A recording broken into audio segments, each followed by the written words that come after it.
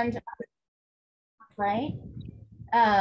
So we are going to spend the rest of our month working on different boats and drawing boats. And we are not going to grid today. So I'm going to talk. Excuse me. Yes. Rashmi, you should invite Tony because he loved boats and he told me he was going to join us again. Yes.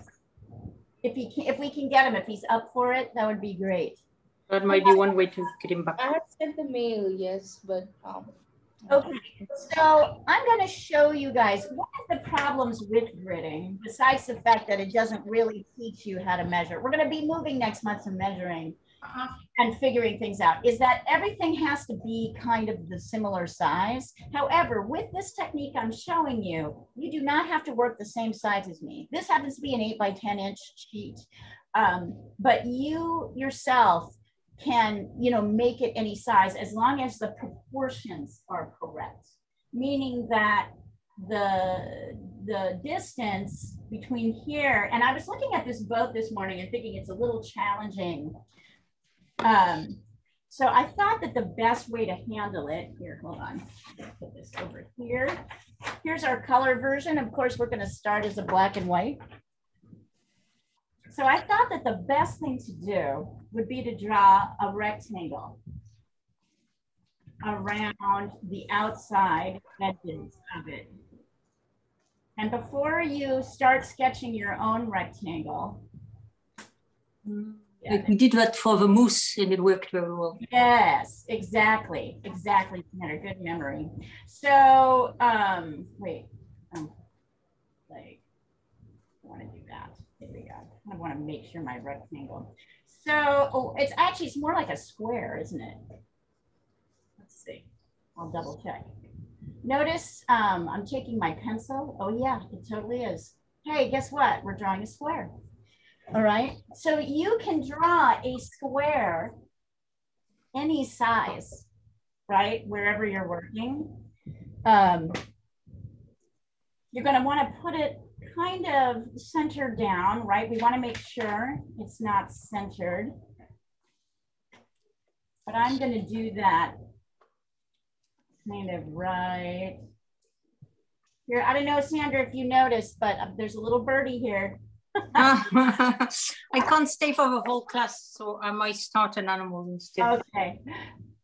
No, I was just saying, I am actually measuring my first side so that I can bring it down so I can make sure that this is exactly the same. Mine happens to be 4.5 inches. Yours does not have to. It can be any size, but the deal is it needs to be an equidistant square. I had no idea that was going to happen. It's going to make things a lot easier. So in a weird way, we have a kind of littler grid, right? Because we're going to start figuring out. Yeah. We're going to start figuring out like pieces and shapes. As you know, for me, here, I'm going to sketch out those first.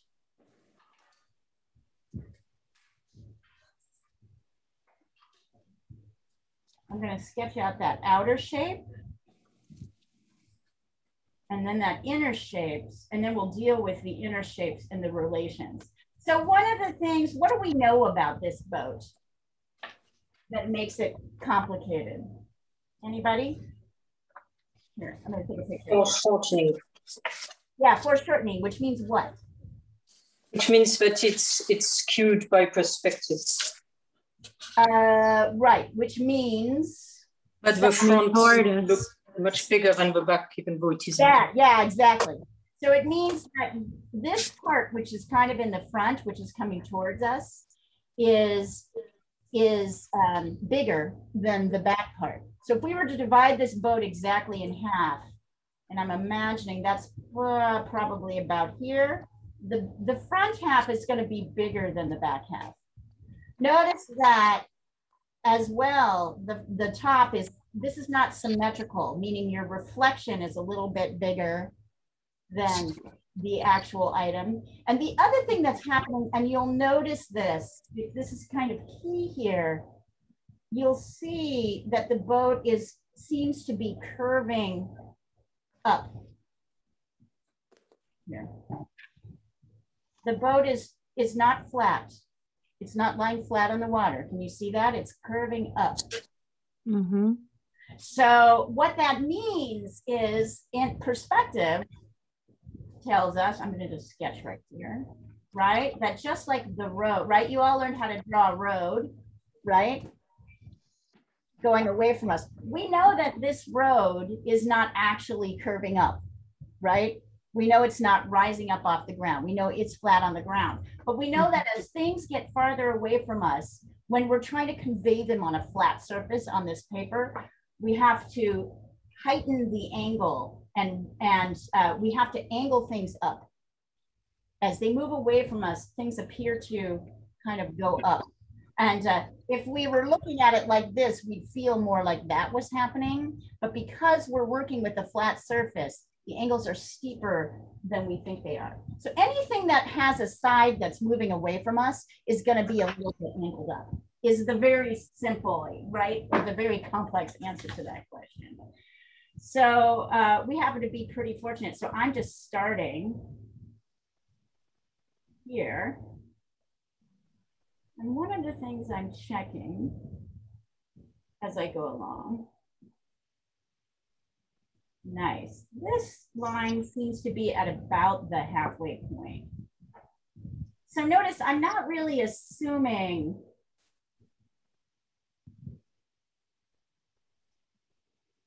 and I'm really paying attention.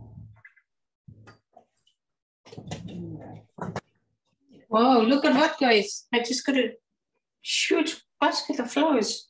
You did? Wow. Look at this. And strangely enough, it's from a shop. Really? Yes. What? So Reuters bought me a bunch of flowers when I got back to work. And this is the shop that they used. And then now they're sending me their own basket. Well, how awesome is that? So I thought it was. I've never received so many flowers in my life. I thought it was from Mr. Arthur. Surprised it's from somebody I don't even know. So notice what I'm doing, you guys. I'm sure it's not the card in there.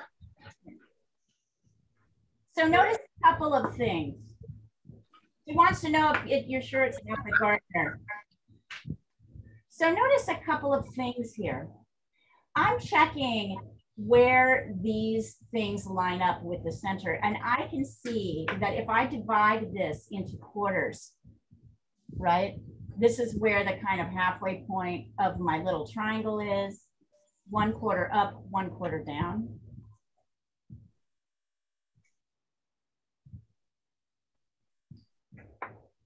Not going to worry right now about those reflections. I'm just doing the box around them. So when I'm sketching, I'm not thinking only about this or this line. I'm thinking about this shape, and this shape, the negative space. I'm thinking about the negative space. And then 1, 2, 3, 4. And I can see this stops at about 1/4 too. So I'm actually marking. So you see, I'm not sort of assuming I know I'm going to get this in the right place. I'm smart. I've been doing drawing long enough to know that, like, I'm not going to see these angles correctly, right? So I'm giving myself little clues.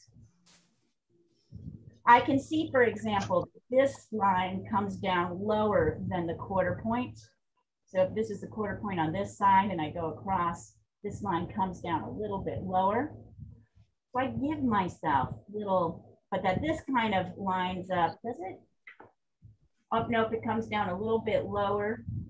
And this point comes down lower than this point, which makes sense actually when you think about it, because this line here is curving up.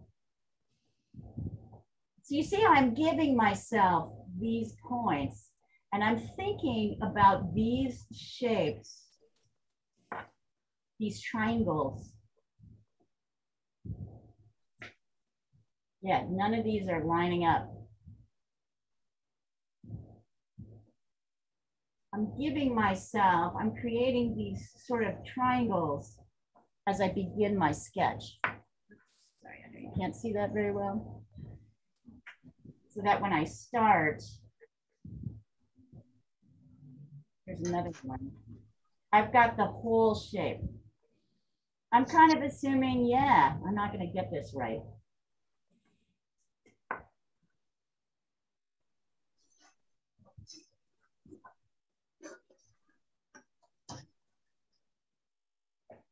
And then do it up. I need to bring this out a little bit further. There we go. See that? So I'm paying attention to this, this, this, and this. And that's what I'd like to see from you guys as we start the sketch. As usual, this is a painting class where we spend most of our time on the drawing. And we're starting with this envelope, and we're really trying to get that angle. Now I have these points. I can do that little, there is a little angle line down.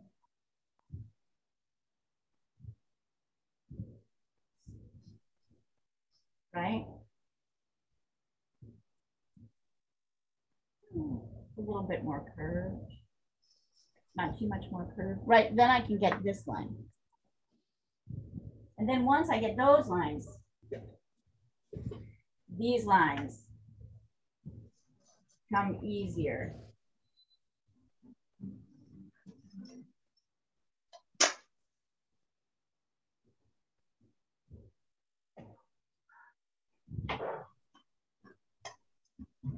So, Annika, it's easier than you think, right? Hello. No. But at least making a square isn't very hard. No, that was a good one.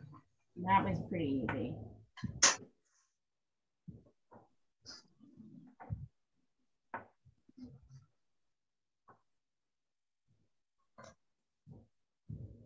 This shape is probably the hardest one to get because it's not a typical curve. It goes kind of up and then down, and then it kind of swoops in like this. You want to pay a lot of attention to that shape. Are these straight down? They're not exactly straight down. They're slightly angled.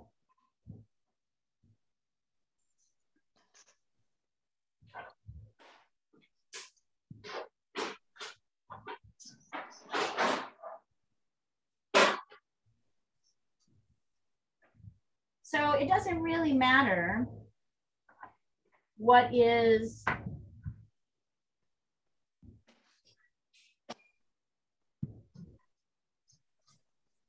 the size of your square.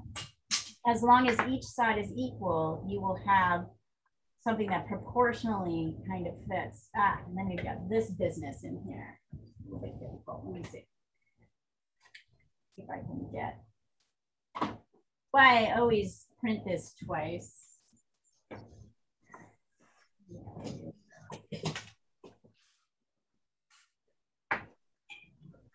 Oh, that's gonna not. It's the easiest thing.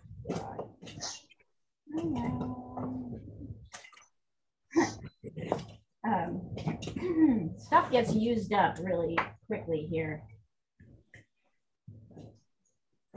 Let's try it with the pencil.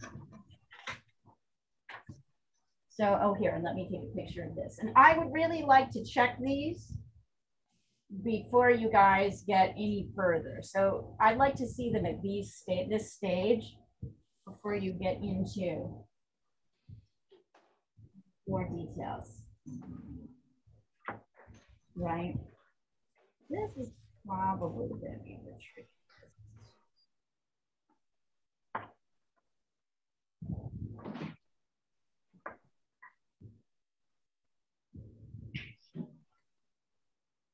And then, oh, and these are going to be tough too.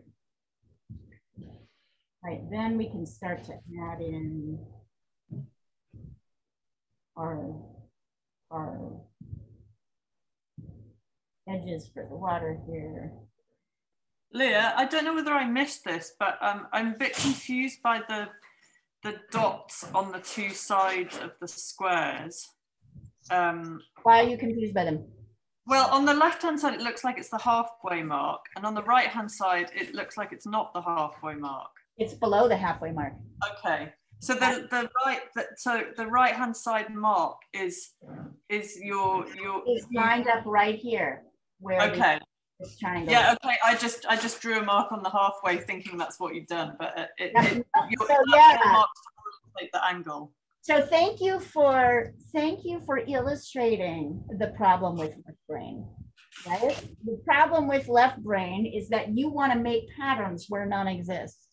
You're like, this is the halfway point, so this must be the halfway point. This boat is a thing, right? So so it's good to, I'm glad you checked that, but also be aware of one's tendency to do that. No, the real way, of course, to answer that, Emma, is to actually measure it yourself. So, right, so I actually put my pencil across and I could see, oh yeah, this comes down a little bit further. But also it's this desire to kind of want to make things symmetrical when they are not. So interesting how we want to do that. Just kind of think of, and these are going to be tricky. We're going to do those last. So once again, I mean, this is all we're going to be talking about are proportional differences.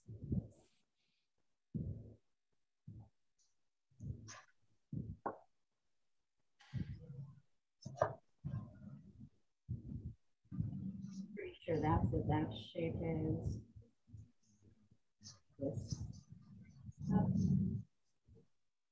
This.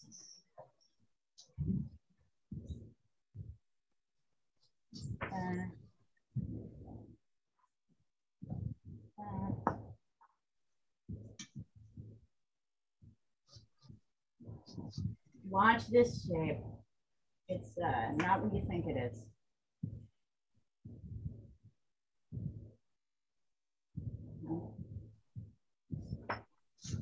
And then I'm going to try 1, 2. See that these two are kind of similar in space, but that this one comes a little bit lower. So I'm marking where I think these start. Oops.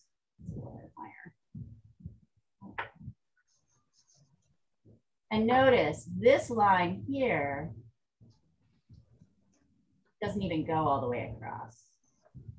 Kind of hits the bottom of the boat. I'm not even going to draw this whole line. I'm going to draw just a little bit the angle on this side. There we go. So I'm even going to sketch this for you.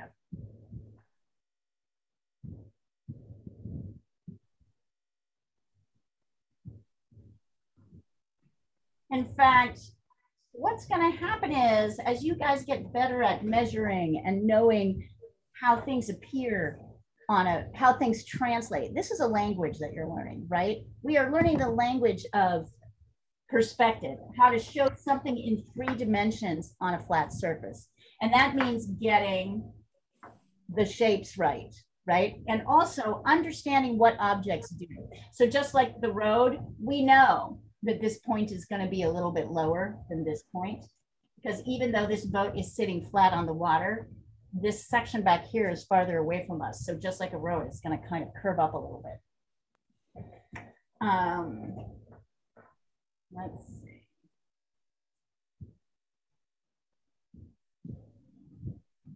So you see, I'm actually sketching out the angles here before I try to connect them. So instead of drawing this as one straight curved line, I'm noticing that the angles on this side are a little bit different than the angles on this side. They're a little bit steeper. Oh, that's looking pretty good. There's also a couple of angles lines here.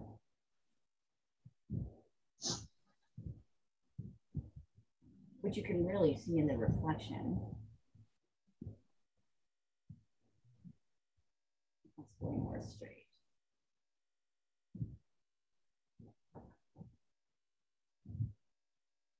Aren't you glad I picked a simple boat for you?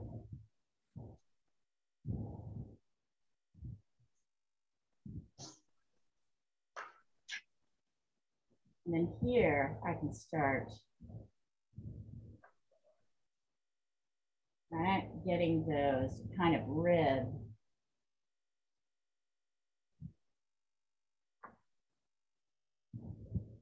reflections in on this side and on this side. I can even erase the kind of straight line I drew. Yep. And then of course, this is all a lot easier, right? This lines up kind of with here. I don't really care exactly where your pole is. I know it's higher. And then notice there's a pole. And then there's a series of kind of tie lines that tie this boat. So if you just want to add one in, you're welcome to, or if you want to add them all in, you can.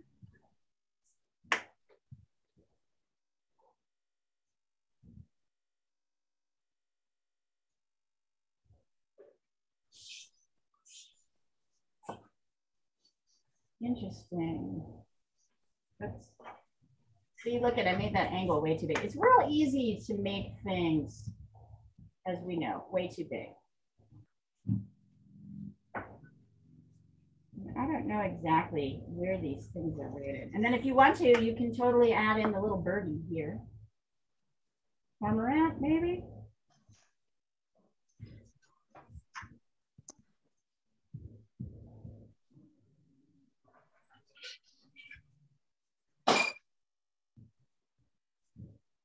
All right, we've got a few reflections up here, but mostly we're really, and notice as the lines come down, if you are doing this, notice that there's a kind of curvy reflection.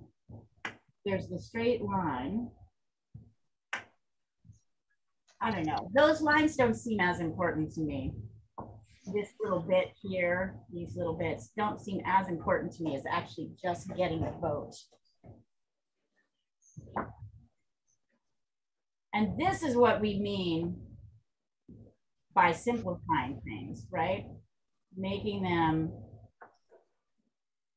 All right, here's my last sort of set of steps here. So when you guys are done,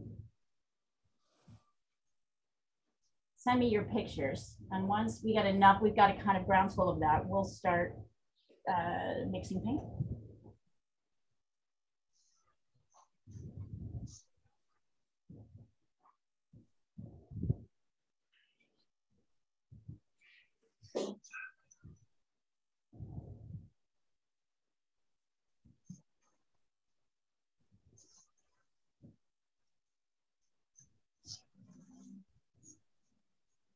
Oh, it's not a flying bird, right? It's a bird in the water, a duck with a reflection. Oh gosh.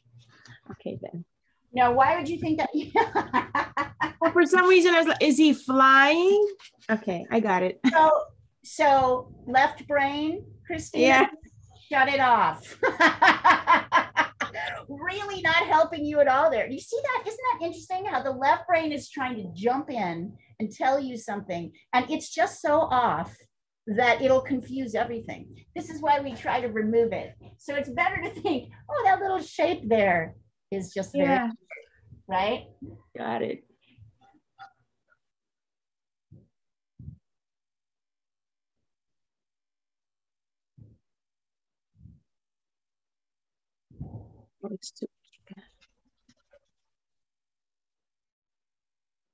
I made the mistake of not walking Sunny before class. Ah, yes. She's full of energy.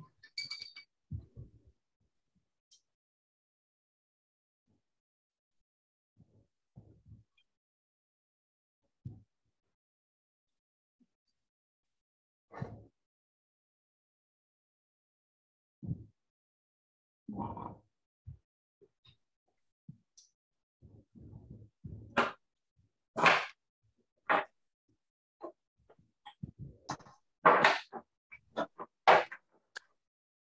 That's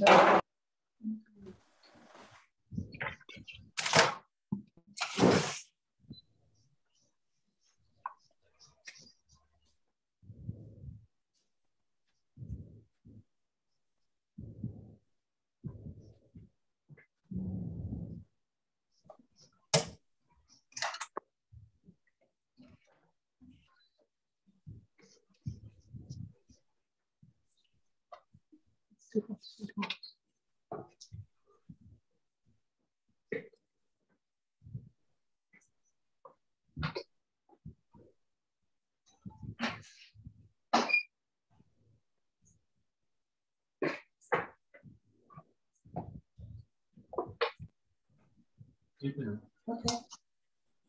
So what could you do? What could you talk to you? Yeah, what?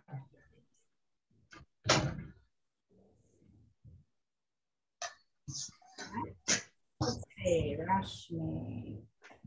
Okay, Rashmi. I know, I just saw it and Yep, isn't it funny? You take the picture and then you see it. Go ahead and fix it. Good job, honey. Good job. That's the great thing about the photograph, right? It like, and it's weird. You'll like start to transpose things in really strange ways. You'll like make this line go down like Rashmi did instead of going up, right? It's weird. Like once you get, because I think it's like your body kind of adjusting to those shapes. And don't worry, I'm going to remove this once you guys get your sketch in so we can look at the color. See?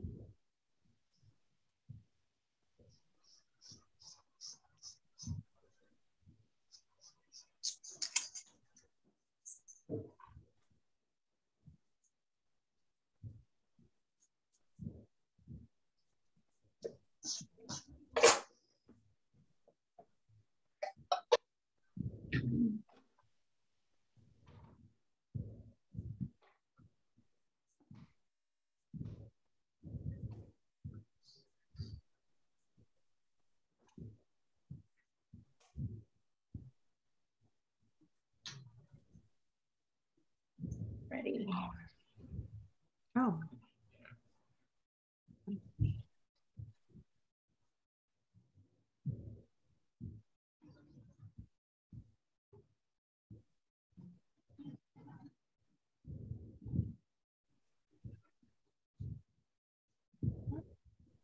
Leah, that right side is the problem, right? Anything else that I need to fix? I don't know. You tell me. The right, something is off. Yeah, Gina, you have, so this went way too deep. You did this. I'm going to show you. It was deeper before. Yeah, so fix it the way it needs to be, right? Okay. Fix it. Fix what's actually there, not what you think is there. Yours is like this, right? Ah, That's good. Also, is this a square? Is this actually a proper square? Yeah, that's a square. Okay. Also, I think this is up too high, but let me double check. Nope, nope, everything else is in good shape. And you made this straight, but really this needs to come up like this. This needs to be angled up. Also, Nina, this line you have going up like this. So I'm going to take a picture so you can see all of these. This line is going straight up rather than going across, which is what it's supposed to do. So here I'm going to send off a. Oh, I see. That's awesome. Yep. So the best thing you can tell yourself, you guys, is what I think I'm seeing, I'm not seeing. What am I actually seeing? All right, let's see.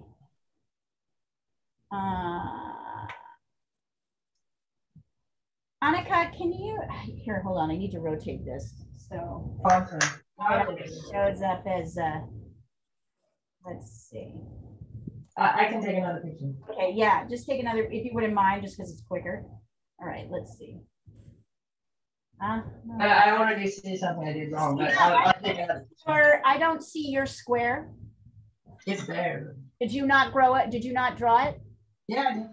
No. I'll take I'm another talking to picture. Christina. I'm talking to Christina. I did. I already erased it. Oh, okay. Hold on. I'm looking. Because something looks off about this, but I am going to look at it. Yes. So that's at the. Okay, you've extended this way too far beyond your square. Can you do me a favor and redraw? Square? I want you to redraw your square in so I can see it.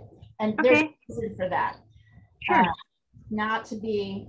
Yeah, Annika, you did the same thing that Nina did. This is too wide. You brought it too low. You did this. Bring it up. Okay. Right? Also, you did this. So a bunch of you guys are doing this. I'm going to show you what you're doing. A bunch of you are doing, or actually I have another one, so I'm going to share. A bunch of you are doing this. At least 2 of you have done this. You've gone like this, you've gone down like this, and then you've gone up like that. All right? This is another side. It's going a different direction. I want to make it clear. You don't want to do that one. You want to do, look at how the sides are shifting.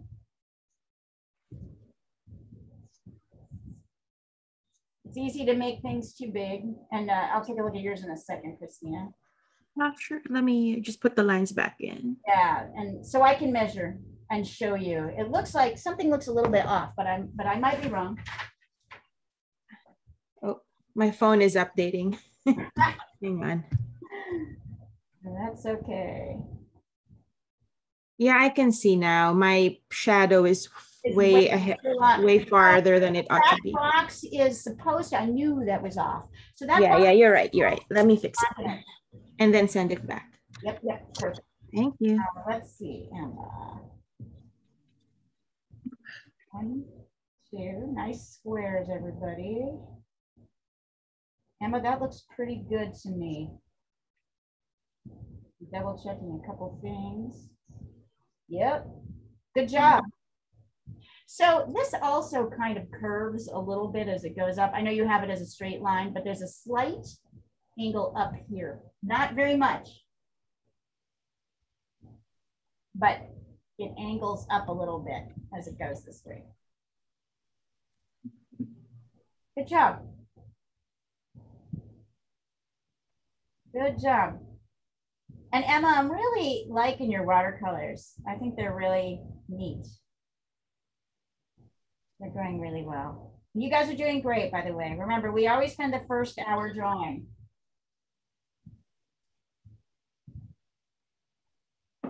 While we're doing that, actually, I'm going to take a look at our color version here. Start doing some color mixing. I'm going to clean up my palette. So if you've got watercolor, this is what we're using. If you don't have watercolor, gouache will also work. I might layer in some gouache at the end. Gouache at the end, just to get a few more brights. Right now I'm cleaning out my palette pretty clearly because each of these has a lot of blue in it, and we've got this gorgeous yellow, and I want to make sure I don't get any blue as I do my mixes.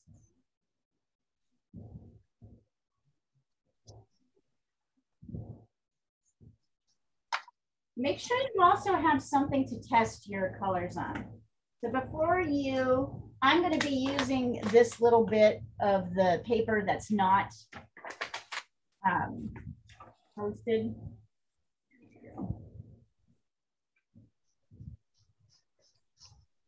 I want to make sure I don't get any green in here. So let's see. What colors are we going to need?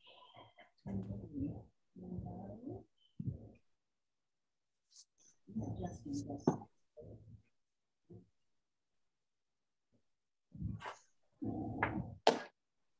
Oh.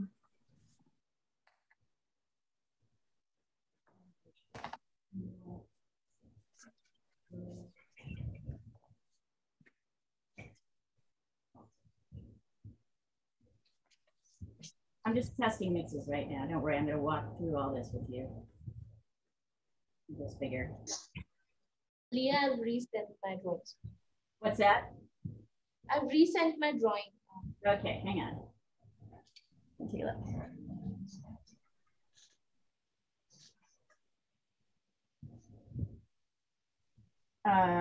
Ani, that looks pretty dang good to me. Yep. Thank you. Let's see what else is recent. Sorry. Oh, right. I'm sorry, Annika. Oh, right. You take a look at it. I told you what to do.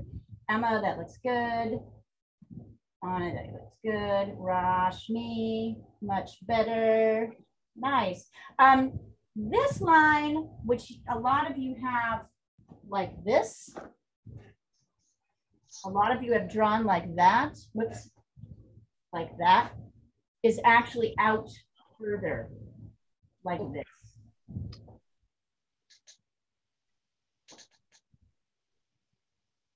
Isn't it funny? Every time you try to shortcut, we get it wrong. So I want you to really notice how much your brain resists. And it's because these things have different sides. This side is different than this side. And your brain resists that, doesn't like to have to do that. I can show you how not to do, but I will fix it. But this is the Diana way. So I just paint without drawing. That's not correct. You paint with drawing all the time. You're just you paint with drawing all the time. You're just it's hard for you to sometimes correct. Whoosh.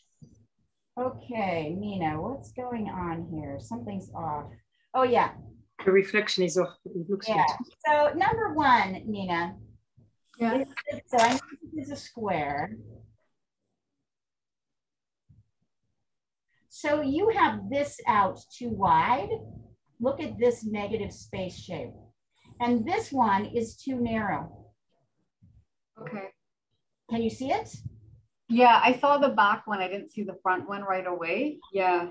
I made it narrower for whatever reason. Right. And this comes up a little bit. And notice this part of the boat comes up a little bit higher than, it doesn't exactly line up with this. It kind of comes up like this. Got it. So it comes up a little, you made it straight, but a little bit too straight. You're getting there. Okay. But your negative shape is really, negative shapes on these sides are going to be what helps you. Yeah. Okay. Oh, that looks nice, Diana. Yeah, I mean, it's a lot of corrections to do, but Yes. that's Wow. Yeah, that's not true. You are actually drawing. You just have more experience than these guys. yeah, I'm drawing with paint. The truth is, you've been, you know, drawing is an experience thing. It's a language. You got to learn what's actually happening. And when you teach yourself to draw, you don't learn these rules. So it becomes a more difficult thing to back yourself out when there's a tricky perspective problem, right? It becomes a little bit trickier. What I'm trying to give you are and of course, the real issue here is that these sides are kind of equal. This shape needs to come out a little bit more, and this needs to come up a little bit for you, Diana. Not bad, Rashmi. Yep, you're in pretty good shape.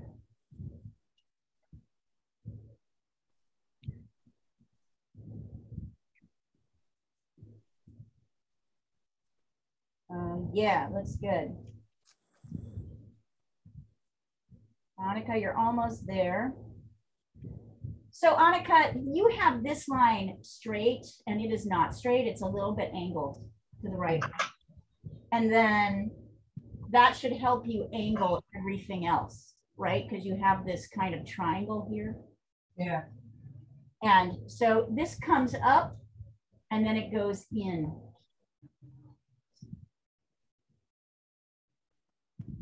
Okay. Yeah. Good job on that, Rashmi, by the way, good corrections. Also, for those of you who have gotten this far, the last thing you're gonna do is kind of curve up right here a little bit, your boat edge, not keep it straight.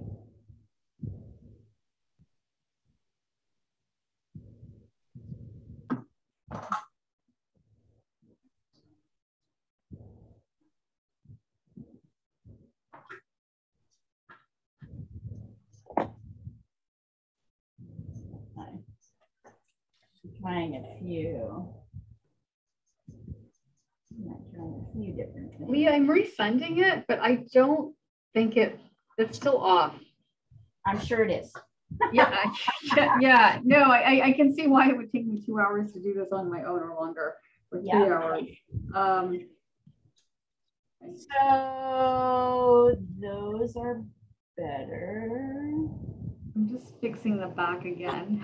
Yes, you curved this up too much. You've curved it too much. This is more of a straight line. You're okay. Okay. And then this shape's pretty good. This shape needs to be slightly rising, but not as much as you've got, not straight up like that. It's a very light.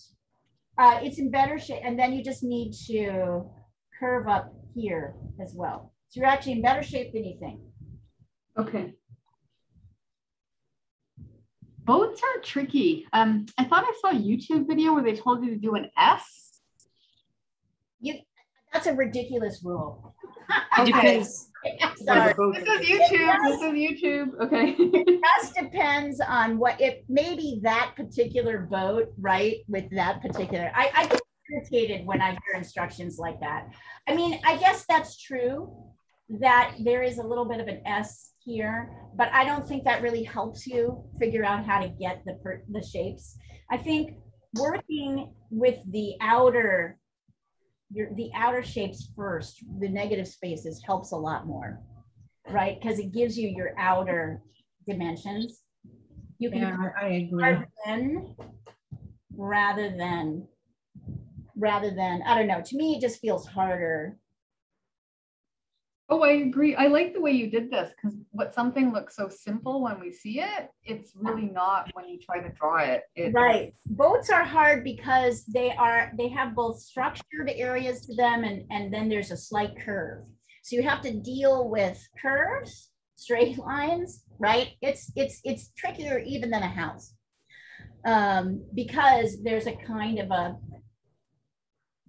I mean, I guess there is a curve that happens and it's hard to get curves right. It's hard to understand, but mostly it's also just really hard to understand. Intellectually, our brain wants to tell us, you know, just like the way everybody wants to draw a teacup, right? Like this. Yeah, that's my favorite thing, not to draw. Yeah. Really? You want to draw a teacup straight on the ground, but because we know it's intellectually, on your left brain knows that it's sitting flat on the ground, but we know that when we're trying to convey that, we have to show the teacup kind of curving on the bottom at either side. So even though this is what we think is happening, and if you want to get really technical about it, the reason we see a teacup and the boat is the same way, it's curved. So any curved object, the thing is we have a harder time seeing the sides. We think that what we're seeing is the front of the teacup, this is the whole front, but that's not actually true. We're seeing this side of the teacup, this side of the teacup, and the front comes in about here. It's just a more rounded turn, so it doesn't look like, say, a cube. That's really intellectually what's happening. But it's hard to wrap your mind around, and you notice I'm not using that language to describe it to you guys because I think it'll be more confusing than not. My whole goal with this is to get you all thinking I've been using this this expression a lot lately. That when somebody comes to me and says, for example, I don't know how to draw fur or paint fur, teach me how to draw or paint fur, I will not answer that question, because that question tells me that you don't know the first thing about drawing, and that's not the first question that you answer. Ask yourself that may be the goal ultimately, but I need to know that you understand how to construct things by a shape. You need to know the difference between hard and soft edges. You need to know the difference between values. You need to know how perspective works, right? These are the more important questions to ask them. How do I draw fur? Or how do I paint a how do I paint a house? Or, you know what I mean? Like, so that is I mean, it's the way the left brain works. It just doesn't help you. It doesn't help you here. In the meantime, I'm trying to find exactly what color this is.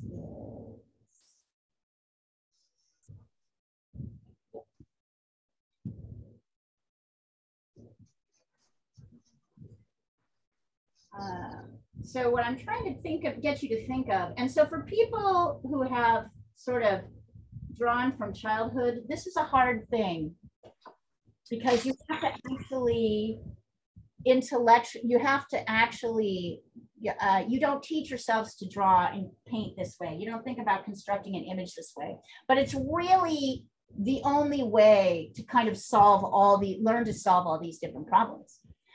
But it's a different way than the way we teach ourselves.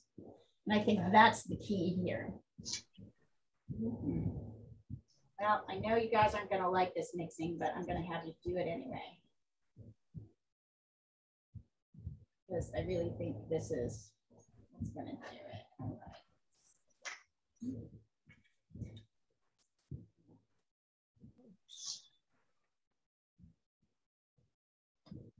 Yep, that's it. By Jove, that's definitely the bottom.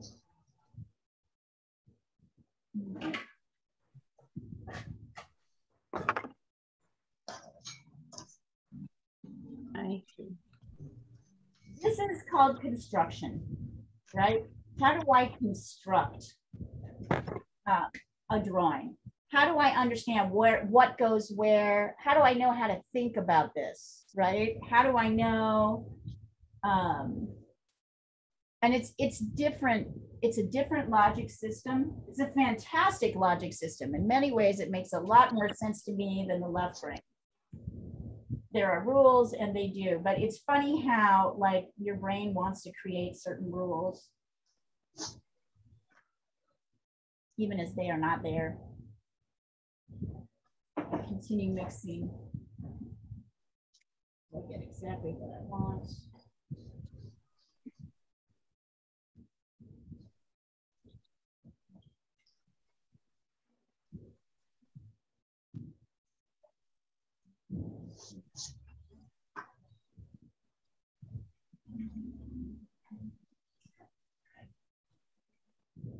I've actually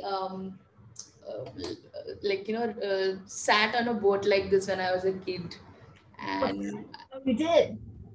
yes, and it used to be, and yeah, someone used to row it, and it used to be so much fun. So now, when you said that bench was off, now I can understand that yes, that bench should be like You in know a the bench because it goes across, right? Because it goes yeah. across. I can just see it, right? Like when you get to a point where you can see it. So even if you don't know it, it helps to know it, but also it really helps to see things as they actually are and not as we think they are. You know what I'm saying? Yeah.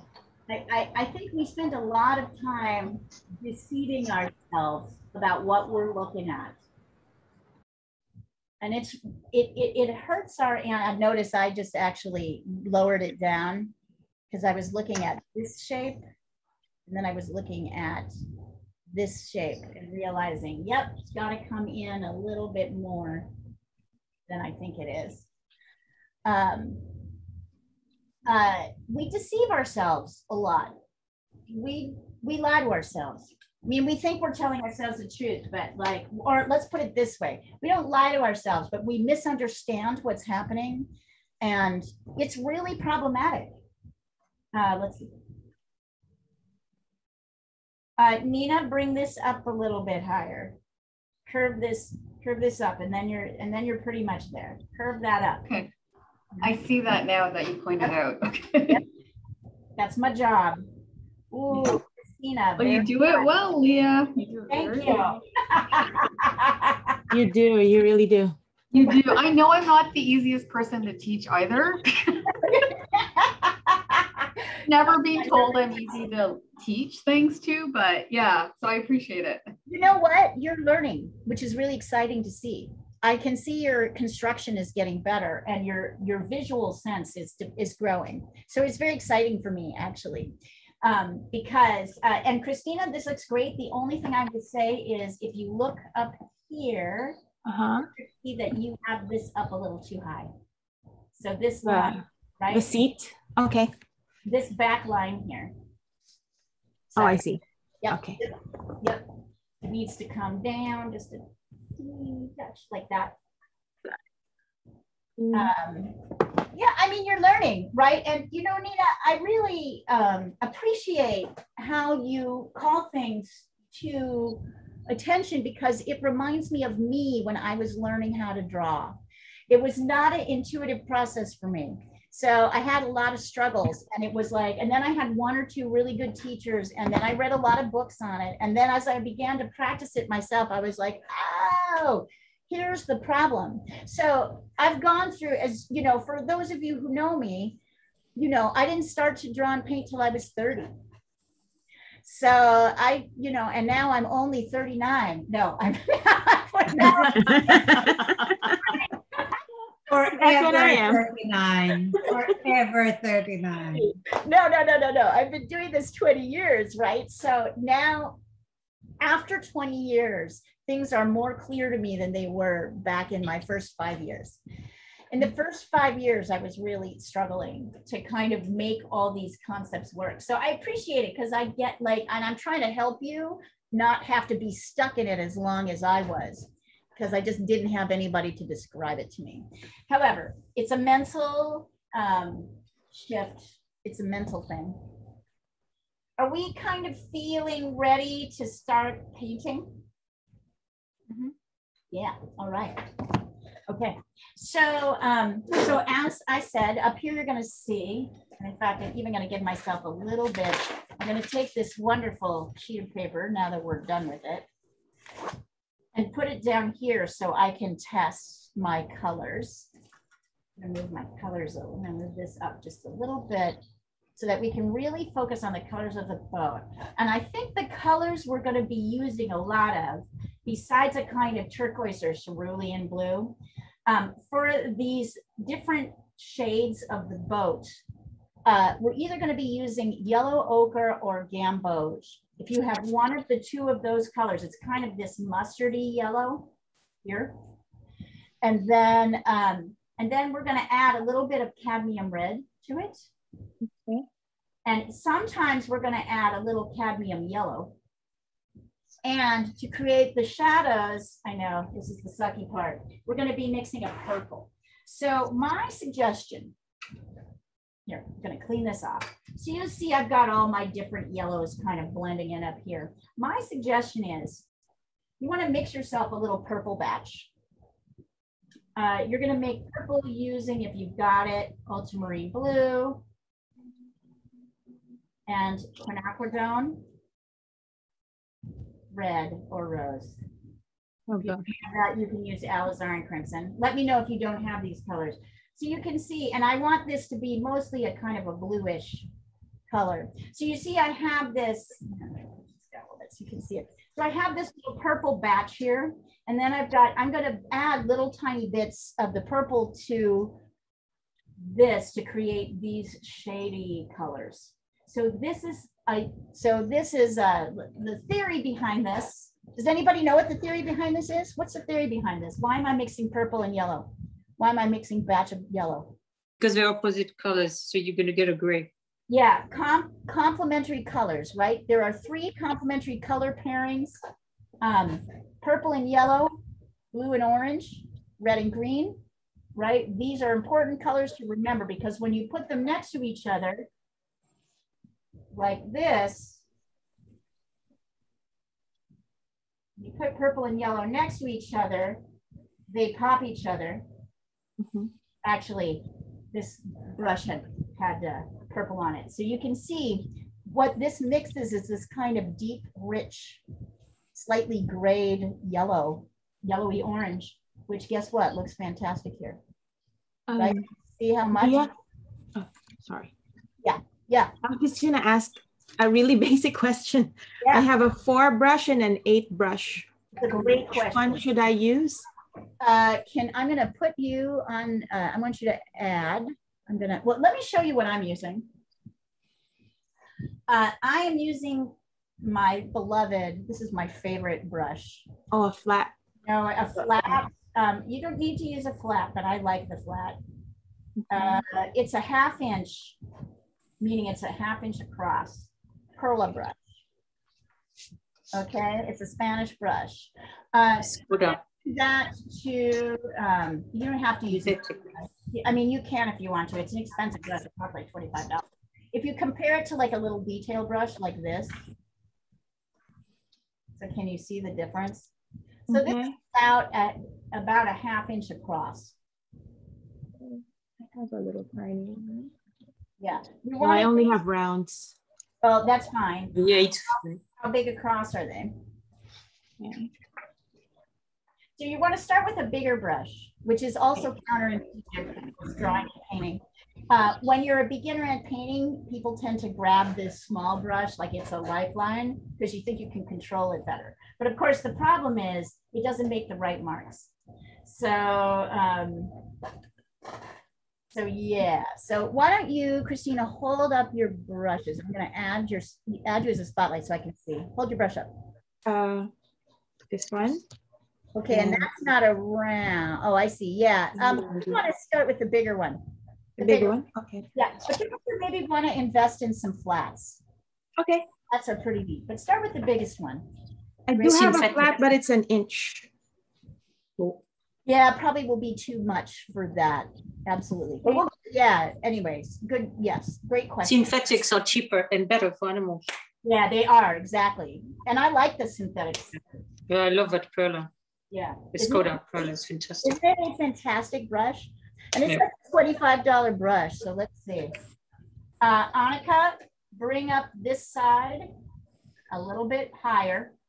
And oh, look at this. Look at this shape. You have this shape. You have your, look at how you've done yours comes down here like this. Really, it needs to come across like that. So this needs to come up a little higher, and you need to make this line a little bit longer.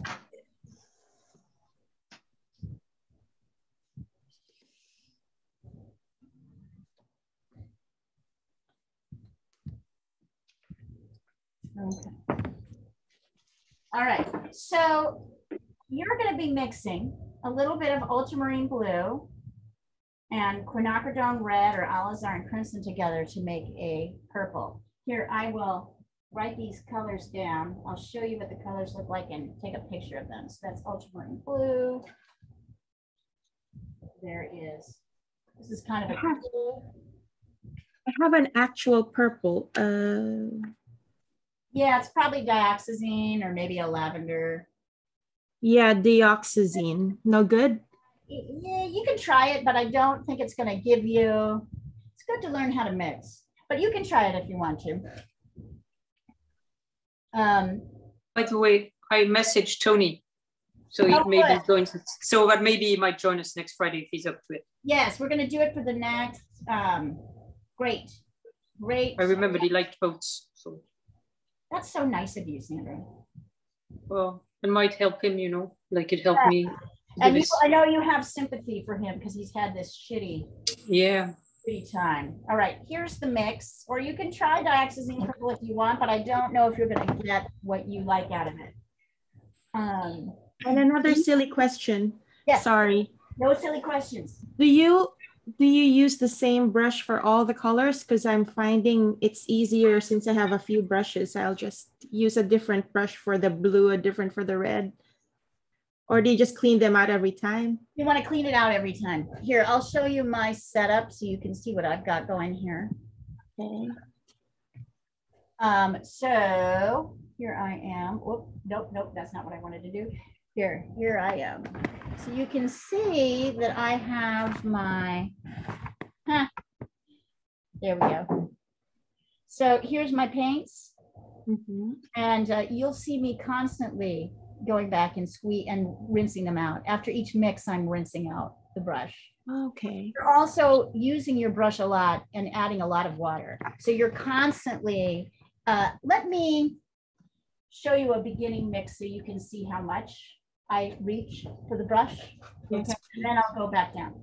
So you'll see here that I've sent you the mix for the purple, what the colors are. And so what I'm gonna do here is I'm starting with the kind of darkest areas. Now, the darkest areas have almost burnt sienna brown, but I'm not going to start that way. I'm going to start with a little bit of gamboge yellow and a touch of quinacridone red and a little bit of burnt sienna, which is here. Sometimes I can't remember. Burnt sienna, okay? And then I'm going to pull up a little bit of purple into this mix. All right, now I'm gonna dip my brush again. And I've got this mix, I'm testing it. I'm definitely gonna have to go darker on my later layers, but that's okay. So I'm gonna come in and add in this kind of brownie layer here and down in here. Notice I'm using kind of the corner of it, so I'm gonna remove this now so you guys can see this. I think my mixes are too thick. Yours are more watery than mine. Yes, because I know that if watercolor gets too dark, I can't correct it. I can layer up, but I can't layer back. So I'm working in the darkest areas. Right. I also. Yeah, I'm sorry I have to leave you. I'm going to lunch with a friend, but I'll see you guys tomorrow. Enjoy it. We'll see you Thank tomorrow. you. Have fun. Bye. Bye. Yeah. Bye. So yeah, you want to be careful not to go too dark. So that means water down your layers a little bit more. Oh, and I should tilt the paper, yeah? You should tilt the paper. You know, no, you can keep the paper straight, but you want to water down you want to make sure that your first layers are kind of on the light side. We're going to go darker later. I'm going to add this in here. Leah, you are mixing burnt sienna and that purple together. I'm mixing gamboge, gamboge, cadmium red, and burnt sienna, plus purple. So gamboge, cadmium red, and purple. Here, I'll write it down. I'll show it to you. Gamboge, or yellow ochre also works. Plus cadmium red, plus a bit of burnt sienna. Get it? Okay. And then plus the purple. Okay. Your purple, which should be more on the blue side than the red side. You want it more blue than red. Okay. Plus purple. So here, I'll write those down and send them over. Gamboge plus cad red plus burnt sienna plus purple. This kind of darkish shady area. We're going to go darker on the later levels, but right now, well, you know, something that looks kind of brownie like that. Oops. Here, hold on, I'm gonna take a picture and send it over. Mixing is hard for some people. Actually, mixing can be hard, I should say. There you go. That's kind of what you're going for. You want to be careful not to go too dark. So notice I went into the darkest areas first. And in fact, I can do the same thing with this mix up in here. So yeah, Christina, you're gonna find it's probably easier to control a flat in like little areas like this. You can use your smaller brush if you're struggling to kind of get in there. Okay. Anyway, don't worry and just do the best you can. Don't don't require that this be perfect because this is an entirely new way of working with a medium. Right. Notice I went in and laid in a second layer to darken. Oh. Notice also that like when things dry, they get lighter. So I'm going to have you guys do that. I'm going to go get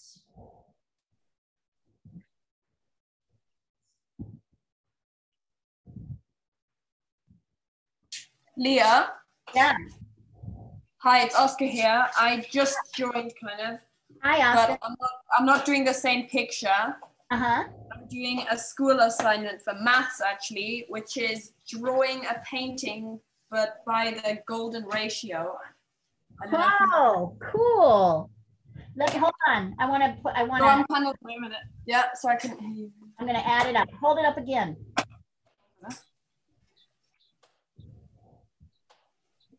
No, it's tricky to see. Can you take a picture of it on your mom's phone and send it? You need help with it, or are you just showing us? Yeah, I want to paint it, but I don't know how ambitious that is because I haven't really done watercolor before. It's supposed to be like a sunset on water with a ship. Hey, you know what you should do? Do you guys have a printer at home? Do you have a printer at home? Yeah. Okay, so what you should do is take a picture of the drawing, crop it close, and then you can make a printed copy of it. So then you can watercolor, you have extras without having to redraw it. You can like try a few, you can print out some copies of that pencil drawing and try a few watercolor sketches on it. Okay, but yeah, the kind of problem is that it's because of this mathematical thing, it isn't the same size as an A4. It's a bit longer. So I guess what I'm asking, honey, is are you asking me to help you figure that out if you've got it right? Or yeah, I just don't know what colors to paint when, that kind of stuff. Oh, well, I think you have a very natural sense of color and you ought to put whatever you want, wherever you want. Just know that it's good to have some good value. I'm getting it, what you're asking me. Okay, so what I'd like you to do is find some colors that when you put them next to each other, some are light and some are dark, right? So yeah. Make sure you have some areas that are light, some areas that are dark. If you're working in watercolor, leave some areas unpainted. That white will be your lightest area. And then remember, just like we're doing, you want to layer in your darks. So you'll start with a lighter, waterier dark, and then you'll go in and you'll darken it with the next layers. Okay? I'm excited for you. This is so good. I think I will do the thing of printing it out, and then that I can pencil sketch and take into school so that I don't. Right? Then you can try it a couple times. You can play around with it and you haven't lost the drawing. So that's something I like to do when I'm testing something. He's growing, Emma. It's so weird. Are you feeding him a lot? Is that what's happening? She's laughing. Yeah, I guess I have to feed him. 4 inches since you've known him, I think. It's shocking. Yeah, I mean, I saw him last year. He was much younger. You were tiny, Oscar. Now you've gotten so big. All right. So the other thing I'm going to do now that I'm in here and I have this mix is I'm going to do a kind of lighter layer of it. So the same mix that I just sent you, we're going to layer in here. I need to mix more of a little bit of all of it. A little bit of, so that same mix. To lighten it, you just add water? Yep. Okay. You just add water and then test it here. See how I'm testing everything here before I put it on my painting? So that I'm not.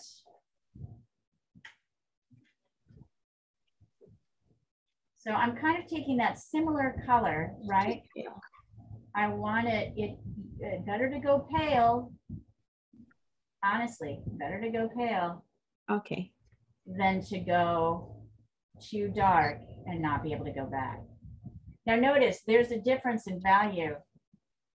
This is lighter than this is. This is gonna stay probably in this range, but it's definitely, so this is the same color as this, just lightened with a little bit more water. And then I went over the top with a second layer of this darker to darken it. So you guys have the mix down here. I'm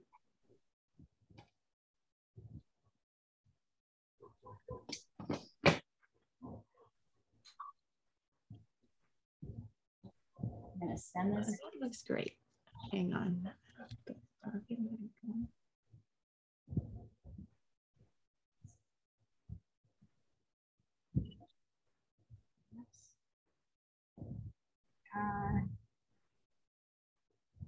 Okay, let's go.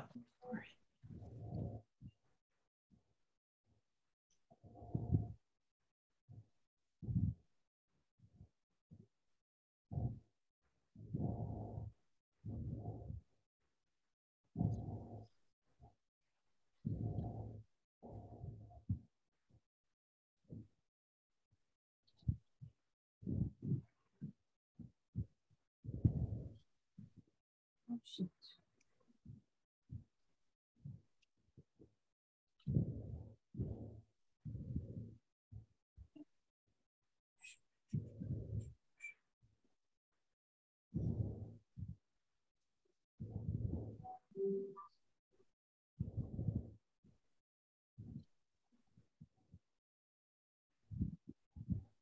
All right.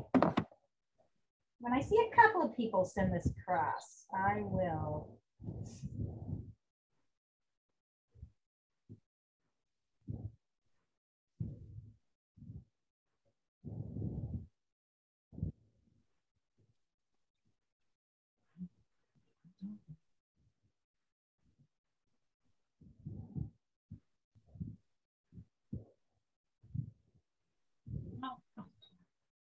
Sorry.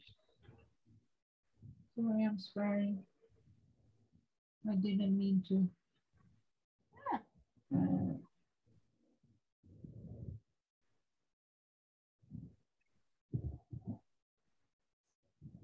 Oops.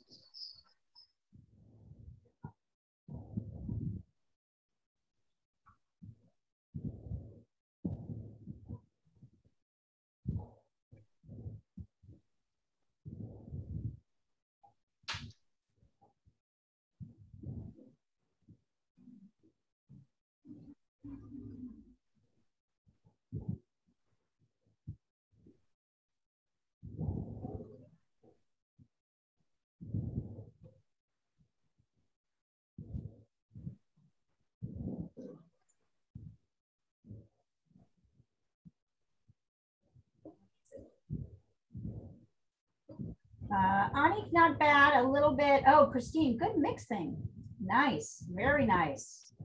Christina, great work. Anik, good work. On the top layers, let's get a little bit more. I'll show you how to mix the top layers to make them a little bit less red. You could add a little bit more blue.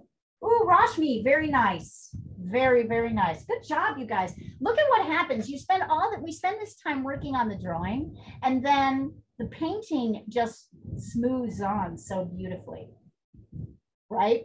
It just smooths, it's so beautiful. Okay, so just to remind you, when we're talking about values, what's darker, this side or this side? The reflection or the boat? Reflection. Right. So the boat is here and it is in shadow. So we're going to mix a shadow color, but it's going to have a little bit more yellow and we're going to do it a little bit waterier. We're also going to layer in more colors if we need to. So let's see. I might actually clean. This part of the boat is still in shadow, so I'm still going to pull a little bit of gamboge, and then I'm going to bring in some cad yellow to make it kind of yellower, and a little bit of cad red. So I've got this kind of orangey color, and then I'm going to pull a little bit of the purple in. Not too much, right? So that I have this color that looks like this. And then I'm going to water it down a little bit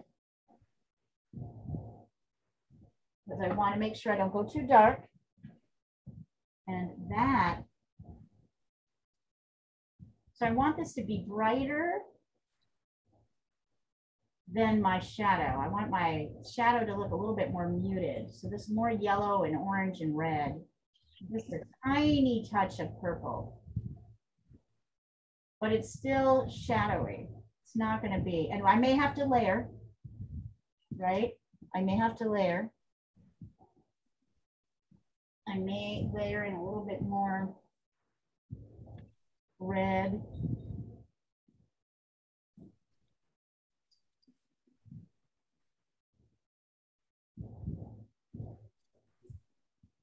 Right, I want this to be kind of a muted marigold is really what it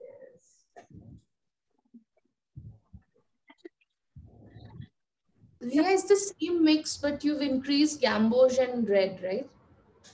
Gamboge, red, cadmium yellow, and a touch of the purple. Okay.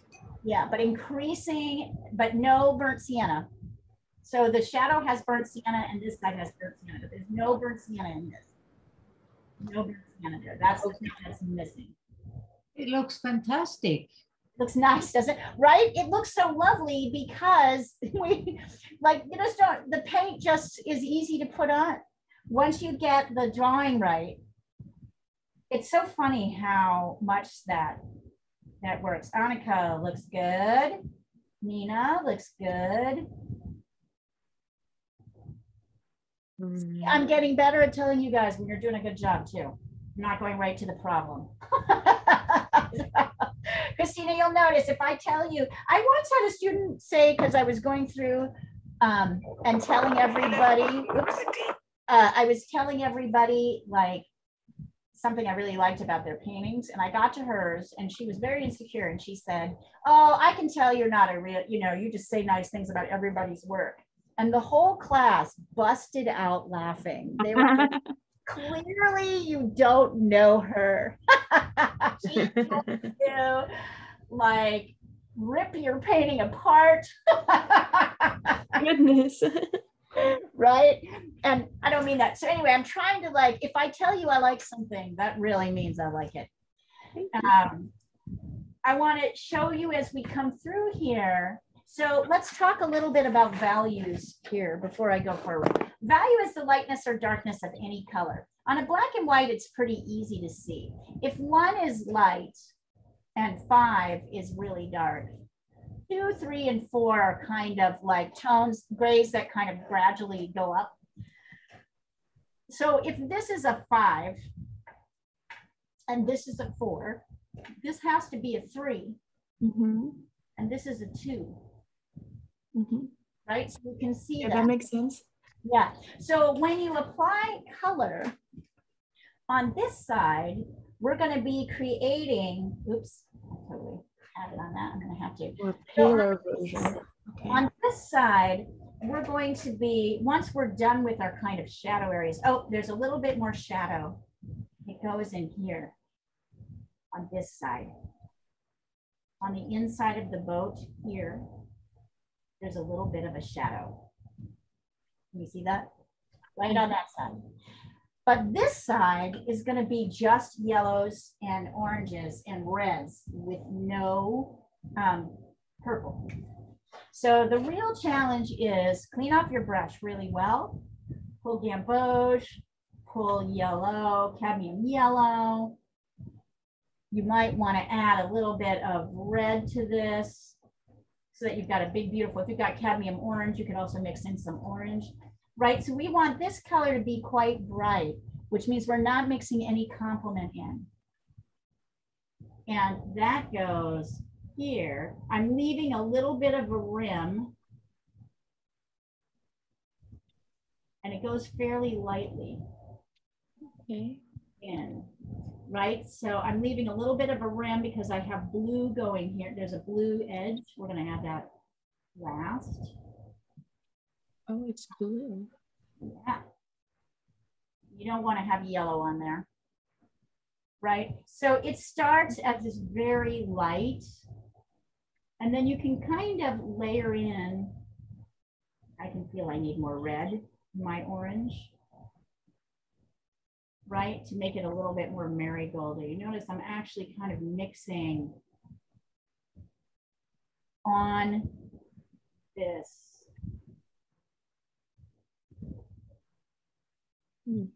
Canvas. And then I'm going to need to kind of go back and start darkening. So back here, I go back with my original mix of my shadow, which is all those colors but purple in it, right? Back here. I need this to become darker. So now this is dry, I can layer in more color. And this needs to be even darker. So I'm going to add more of this and even more. And I'm going to add more purple and more and burnt sienna.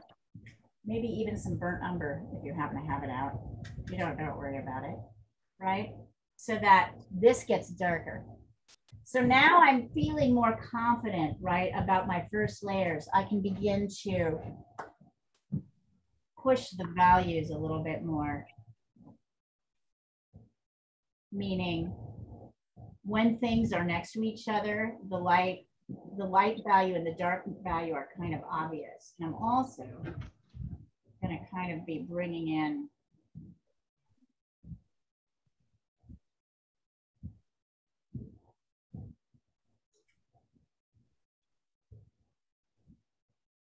right? Which means now that I push this to like a 4, I got to push this to a 5.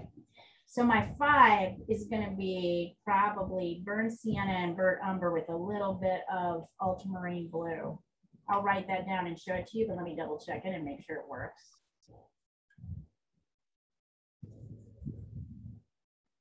Right, this has got to be a lot darker.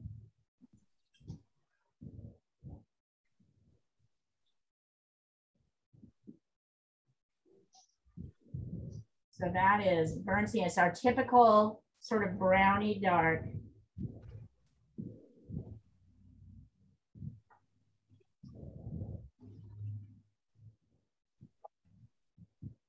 Not the whole thing. There's a little edge that's lighter on this. Oh. We'll deal with that in a second.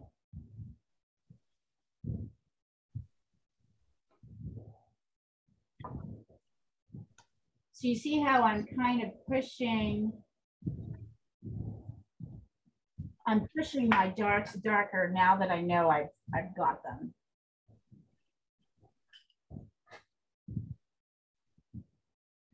I might have to go a little bit darker with this. We'll see with these two. I'm going to probably have to go a little darker with these two. But we'll see how it looks after we put in the blue.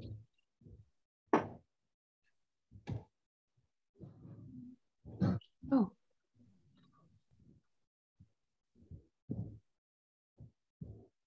I think nice. Very nice. Just keep on layering in. Looks great, you guys. All right, here we go. So here we are starting to layer in our darks. Oh, great work, Oscar. That's perfect. I love it.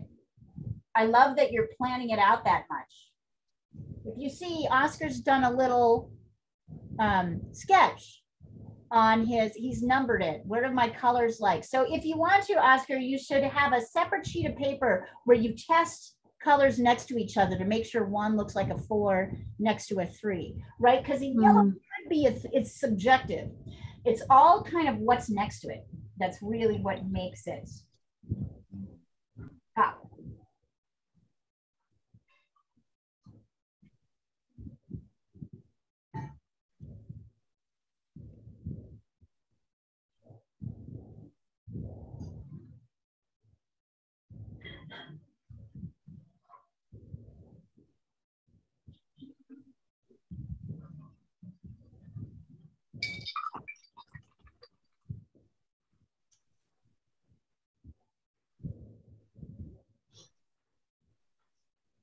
This is pretty neat. Thank you. I'm having a great time. Isn't it great? It's fun, isn't it? I mean, I've been playing around with watercolors. They all suck, but this one's actually pretty decent. Right, because you got to learn how to mix, and you have to learn about mixing, and you have to learn about layering.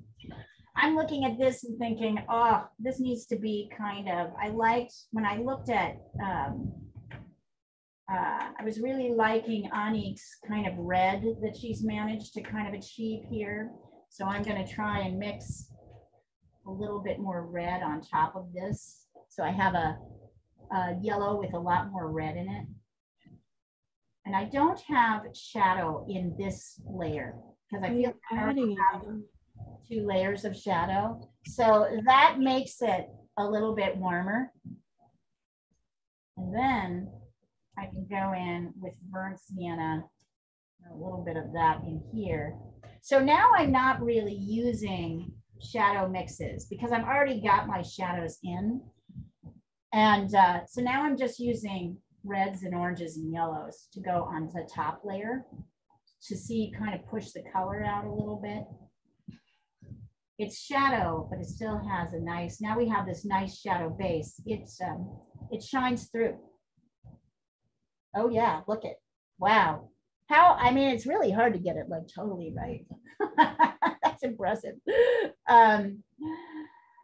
Since you've got a little bit of the shadow mix though down here, I'm gonna say switch to a smaller brush. I have a little bit of shadow mix here with a touch of orange in it because I've been going back and forth. Yep, that's what we want. And this lighter shadow mix is gonna go in here and over here. This kind of grayish shadow mix is going to go in a very, this is probably a 2 in value. See that? So now we've got this going. And then we'll work on the blue and the water. And then we'll sort of work on sort of making everything come together. Yeah, I think the thing that's, oh, that's nice, Ani. So the only thing I'd say is push this dark. Yeah. It's just wet. That's what. That's why. We were just thinking that. It's good. So this is good. Christine, good. So now push these edges darker, right? Because this is lighter. It'll probably help if we take. I don't know what you guys have for blues. If you've got, I happen to have this really neat turquoise color because turquoise should be in everything, as our friend Jessica Pryor says, and she's absolutely right about that. So I've got like turquoise, I've got like a very skinny brush, I've got turquoise paint, and now I can see there's a tiny bit up here, and I'm using a lot. And here, and then here for sure, this is a tricky, I know I'm blocking it. I want to get close enough so I can see it. I'm actually stabilizing my hand. I don't know if you can see that. I'm actually stabilizing my hand on the table when I paint. And then you can see that as this comes this way, we kind of lose the blue about there. So there's your blue. You can layer it darker if you want to.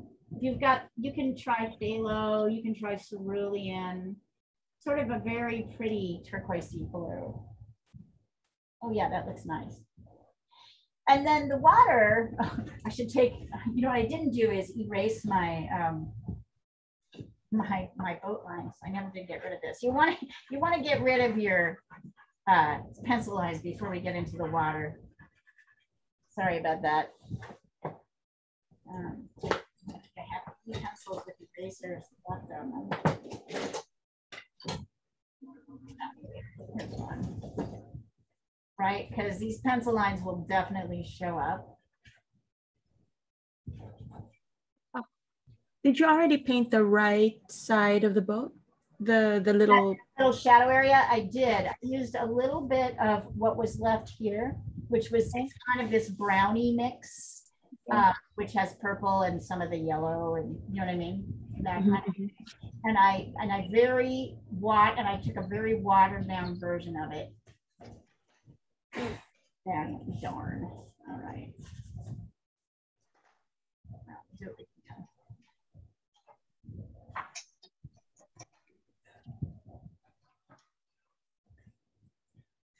Right. And you'll notice that most of this is very light. So you're going to take your thickest brush and do, let's see, do I need to? Yes, clean up I might clean up this so I can get just a little bit of basic light blue. I'm going to either take a little bit of phthalo or maybe ultramarine. I don't know. I'm going to let you choose which blue you want to use. And it's going to be this is phthalo. So phthalo is quite bright like this. You want it to be so watery you can barely see it. Phthalo. And then you can see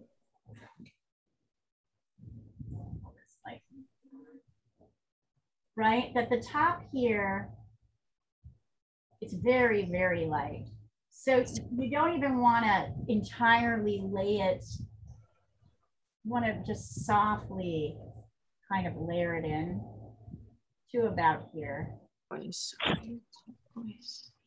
Long sort of sweeping horizontal strokes. Nothing too dark and dramatic, right? Really light so you can barely see it. It's phthalo blue or cerulean or turquoise or whatever you've got that you like, whatever blue you like that you've got. And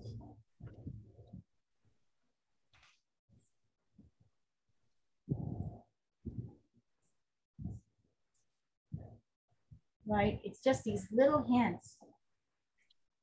Now I'm adding a little bit of turquoise because I think that's nice. In with my phthalo. Oh, that's super nice.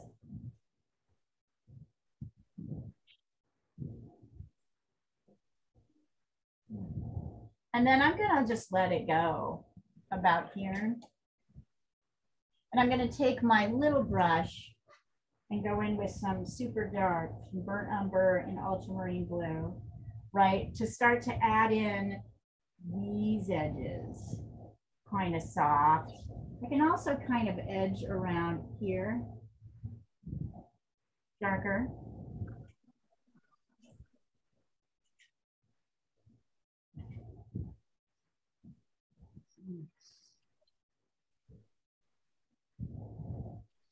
So see how I'm taking some of this darker blue, which is burnt umber. You can make some of your watercolor, not your color of your water, right?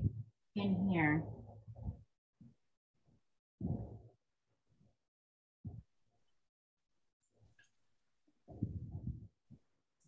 And in a couple of places, we have pretty strong dark lines.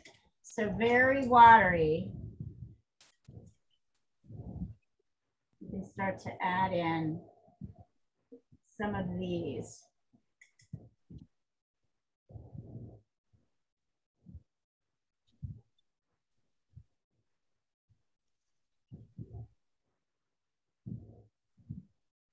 I can get a little darker in here.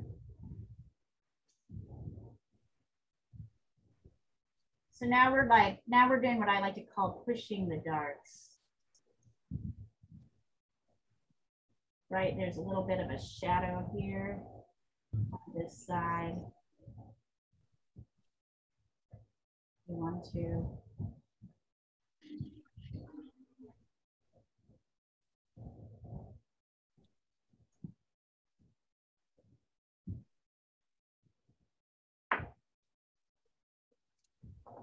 This is pretty dark. Notice that the reflection is almost always a little bit darker than what's above it.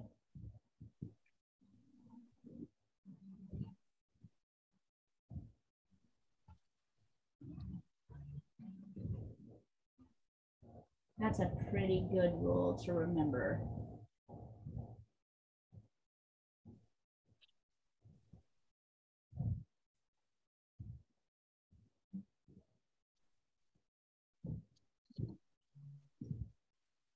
And thank you guys, as always, for being such great students. If you want to, here I've shaped up like here, you can add in your little cormorant too. That's just burnt umber and ultramarine blue. It's black, basically.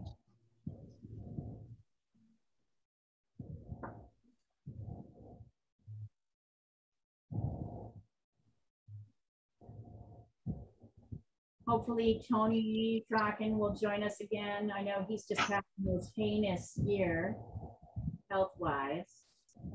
I really appreciated him sharing something about that because all of a sudden he was just kind of gone. And nobody knew, we didn't know he had lost his vision. Notice I'm kind of going over with my, with just water on my big brush to create, there's no edge here, where there's kind of a ragged edge, to create more of a ragged edge. Oh yeah, it's lovely. Hey Leah, I'm just catching up with you guys on the sky. Did the blue, did it go all the way down? This is not just above the boat. This is not sky, it's water. Just so that you know, it's water. It's not sky, right? This is water. Okay. Good to know because you paint it differently if you know what it's looking at. So isn't that funny how your left brain is being problematic for you? It's just soft, very light blue. That's a voice that's watered down and laid down in streaks across. Here, I'll send a picture so you can see what. Sure. It's water, not the sky. No sky. And it doesn't go below the boat, so that stays. Yeah, paper. that stays kind of white, really. Okay.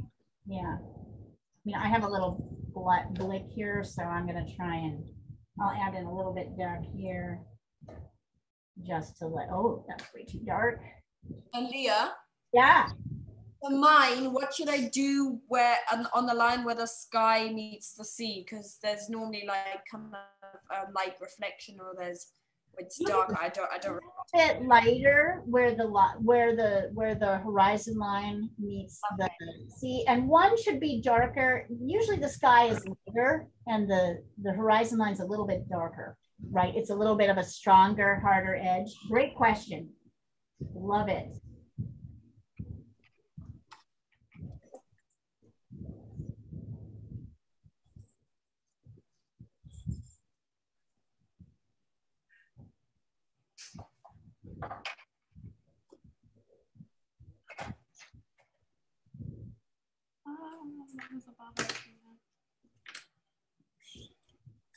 If you want to, and you're feeling like my blues aren't looking like blue enough, you might go in, I don't think we really needed to with this one, you might go in with gouache and mix like little blue and white. So let's see. Here's my gouache set. Try not to mix them. Ah, yes, I've got a bit there. So here's my. So amazing how far you've come. What's that? So amazing how far you've come. It's crazy, isn't it? Thank you for noticing, Diane. I appreciate it. So you can just use your, rinse out and go in with gouache here. And then the gouache is slightly, so I've got this kind of cerulean blue, you know, kind of light blue, and I'm mixing it with white and water. Let's see if I can get kind of something a little bit brighter than what I've got here. So I like here. Oh yeah, that's nice. So here where I want it to be a little bit lighter, see how that gouache kind of strengthens the line a little bit. Totally going light here.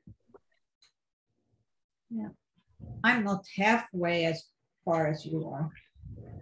You have had distractions though, you got to admit it. I have one big collapse now. Collapsed, oh yes, as they do. Once they are wiped out. But it's nice to do a class assignment for a change. Right, well, you were just at that moment where you're kind of in between projects. So yeah, that's the idea behind the class assignments really in general. You don't have to do them at all. You can work on your own project like Oscar's doing, like Sandra's been doing, like Diana often does, and I'll help you with it. But if you want ideas about how to kind of theoretically, I'm picking these things because I think I'm going to be able to show you a principle with them. Notice I'm going over with gouache, back to watercolor, kind of darker, to sort of emphasize a few lines. Not too many.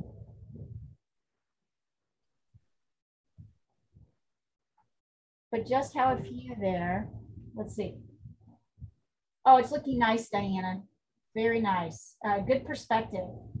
I like, so you can see Diana can get a brightness of color that is harder for us to achieve in watercolor because she is working. Oh, wow. Yeah, because she's working with acrylic, which we can layer. Oh, wow. Diana, looking really good.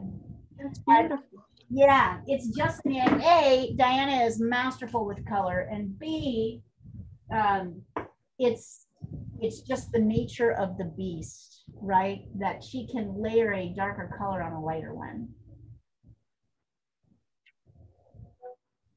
Thank you. Yeah, very That's nice. Gorgeous. It's really beautiful. The richness of this yellows and oranges it's really lovely. is just amazing. Yeah, you can't really get that with watercolor the way she can. We can try, but we might be able to do it if we tried a little gouache. Yeah, with gouache you can. With gouache, we can maybe layer. So if you want, yeah, if you put gouache on top, yes, you can. You can get a little bit of a brighter yellow. Yeah.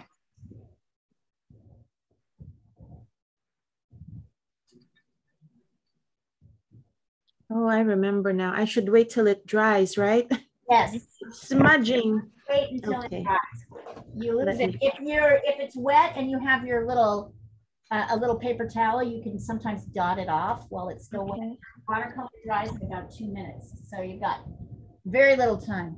Oh, very nice. I did it. Thank you. Hey, I like to call this my blankie. I haven't done that in a while. This is my blankie. So if I go too dark, okay, blot it off. I did. Yeah, there we go.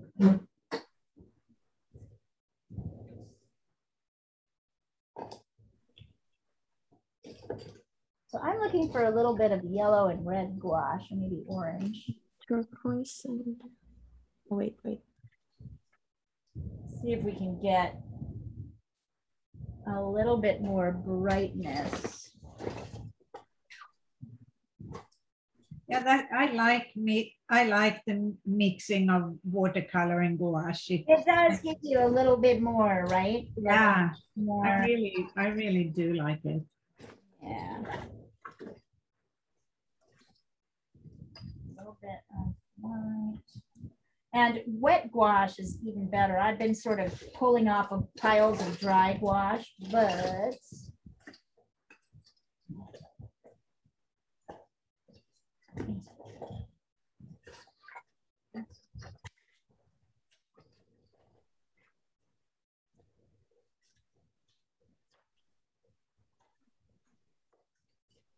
Yellow.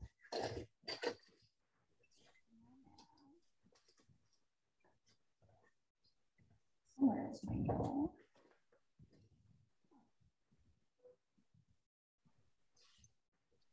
I'm sorry, I missed how you smudged the water, you know, below the little sticks. Do you just use a clean brush? Water, you just use water on your brush and kind of get a very watery layer and you can go over. Going in a horizontal sort of smudgy way. Thanks, Leah. This was a great class. I have to drop off. All right, we appreciate you, Nina, and take a picture of where you are. I did, and I think I need to do it again. I say this every time and then I don't, but I need to do this one again. You're getting there. Yeah.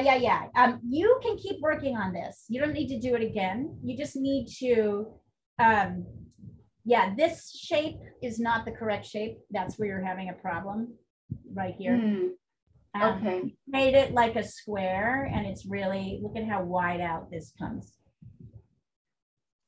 That's the real problem. Okay. I see that now that you pointed. I know you mentioned it before, but I really see it now. Right.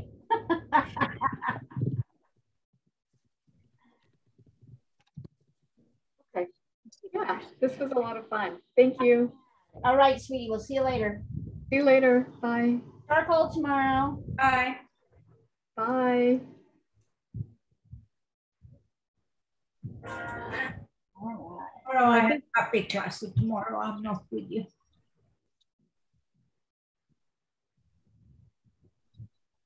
Happy class. Nice, Ani. So just keep, oh, I like how you've maintained your yellows here. Very nice, good control. So get super dark down here, get much darker down here, and I think you're gonna be really happy with this. And then, you know, you can brush in your darks. Yeah, I was looking for something that was simple, but like really helped us focus on color mixing. And I think you did a great job at this. Wonderful. I think this is really good. It's a neat assignment, isn't it? Yeah. It's a one. It is.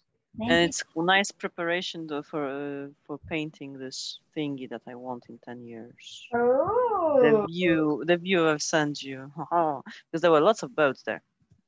That's exciting. Typical Italians landscape, boat, sea, and old buildings. Are you going to send it to us? I've sent it the last time, but I can resend it, you know, with the greetings from the very hot country. But let me just do it again. Oh, yes, I saw it. Yep, I know exactly what you're saying. Yep.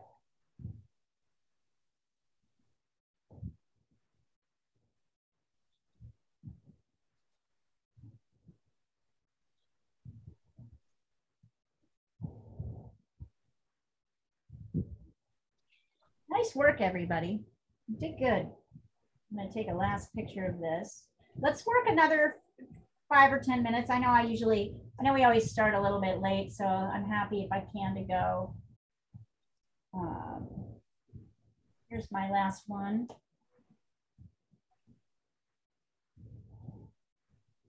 I am going to go grab. Oscar, how's it going over there? Great, I'll send you a picture. I'm just doing the whole thing on the test sheet. Perfect. Test sheet is like great, isn't it? Then you're not worried. Yeah, but it's like normal printer paper, so it's getting a bit soggy. I got you.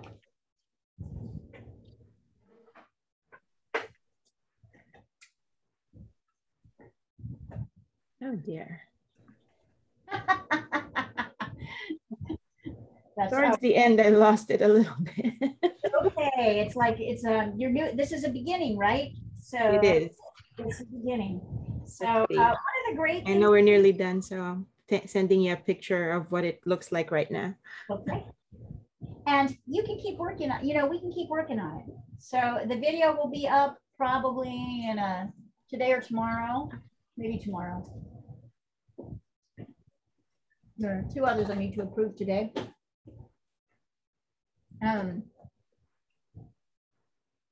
What I hope is we kind of learned about mixing. We learned about drawing. We learned. Wow, Christina, that's your first attempt at watercolor? She did good, didn't she? Unless you, thank you. Unless you count all my crappy ones from before. Oh, Oscar, that looks fantastic. I love it. I like it works really well. Thanks. Wonderful. Annika, where's yours? It's nowhere. I'll send it. She Didn't do that to me. Just leave me alone. She kind of talked herself, she scared herself on this one. It's funny, you can do that, right? Like you can kind of get into your own head. Yeah. A bit much. I think you got into your own head a little bit. But that's okay, it's really normal. That's also part of the process, right? Mm-hmm. Staring at Diana's boat. I want to make that someday. Yes. Well, we are going to be eventually there. We'll be working in. It's better to work in acrylic or oil on this one. So. Yeah, don't ask me. Diana does have a very high. The water is better in oil and easier in oil. She has Diana has a very nuanced understanding of color. Well, it's interesting. Now my connection is unstable. Can you guys hear? Oh, I remember I was having so much trouble last week with my internet connection. No, I can hear you. Okay. A question though. So I bought this collection of watercolors, but I don't have the colors you mentioned. Like I don't have that gamboge and the cadmium red. I have Windsor red. Do you have a list of these or can I just make do with what I've got? It's the same list that I sent you in oil. So okay. It's exactly the same. Got it. Yep. Gamboge is like yellow ochre. And actually gamboge is the one color in watercolor you'll want that doesn't exist in any of the others. Yellow ochre. Okay. The rest. Oh, I have that. I do have yellow ochre. There you go. There you go, Annika. It's colors on top. Annika, it's not as bad as you think it is. No, you're there. You're getting there. You're building. I feel like I want to say the same thing to you that we said to your values are good. You just need to get darker down here, right? Let that dry, get darker down here. And you still want to take your dark and actually carve it in just a little bit up here, but make this very dark. This shadow, once you make this reflection darker, it's going to be, you're going to get there is my point. You have not ruined this. It's not ruined. It's a perfect painting for more layers and you'll get there. Okay. This is awesome. Thank you. Yeah, great work, everybody. Let's see, anybody else? I'm going to remove the spotlight and take a look at you guys in gallery view. So let's see, let me do a quick attendance report. And by the way, I guess I don't think we really have anybody who's not in news, but we did get Reuters Legal, which I think is Nina's team, and somebody else to contribute to these art classes. So I think that's really exciting because it means more classes next year. Let's see. Oh, you got more money. I got more money. Yay! Yes, I got more money. Christina. Yeah, I wish we could give more, but don't worry. You're giving what you. It's we're taking it all as a parcel. I'm happy with what you can give. And they had the money, and it was easy for them to give it. So yeah, it helped because I really kind of sold. Oh my god, I undersold last year, kind of thinking I could make it up in other companies, and that's been slow. It's happening, but it's slower than I thought. Mm-hmm. So yeah, it was great. It all worked out really well. Not that you guys care about business stuff.